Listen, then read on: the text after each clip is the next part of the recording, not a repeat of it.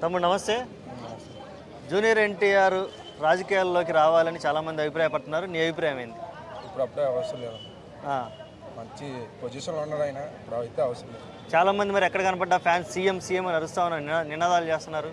వద్దు జస్ట్ 10 సంవత్సరాల తర్వాత వస్తే బాగుంటుంది. అంటే ఆల్రెడీ ఇప్పుడు పార్టీ పెడితేనే రేపు 10 సంవత్సరాల తర్వాత సీఎం అయ్యే అవకాశం ఉంది కదా. పవన్ కళ్యాణ్ గారు కూడా అట్లాగే చేశారు కదా, మరి ఆయన అనుసరించవచ్చు కదా. లేదు 9 months కూడా అయిపోతుంది. ఓకే, 10 సంవత్సరాల దాకా అయితే వద్దా? అంత అవసరం లేదు. ఇప్పుడు సినిమాల పరిస్థితి ఏంది మరి, ఎలా ఉంది?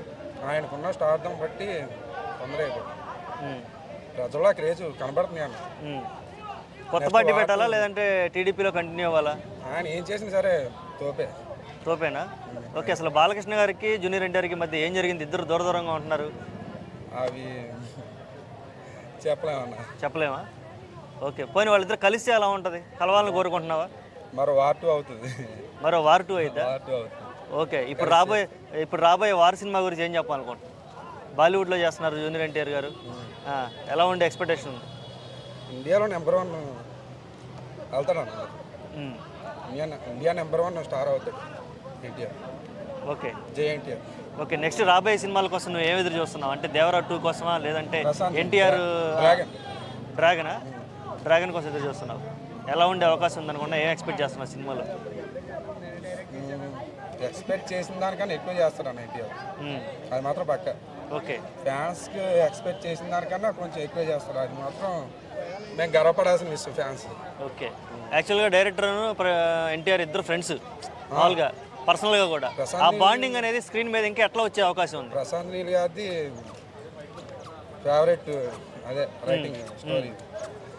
ఓకే, అంటే ఆ ఫ్రెండ్షిప్ అనేది స్క్రీన్ మీద బాగా పండే అవకాశం ఉందా?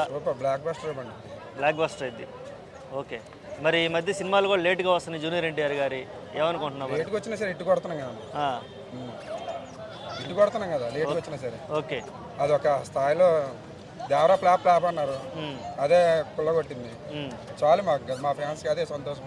ఓకే, జపాన్లో కూడా రిలీజ్ అయింది సినిమా, ఎలా అనిపించింది? జపాన్ ఫ్యాన్స్ ఇంకా ఎక్కువ కదా. ఓకే, చాలా బాగా అనిపించింది, సంతోషం. ఓకే, ఏ డైరెక్టర్తో జూనియర్ ఎన్టీఆర్ చేస్తే బాగుంటుందని నువ్వు ఎక్స్పెక్ట్ చేస్తున్నావు?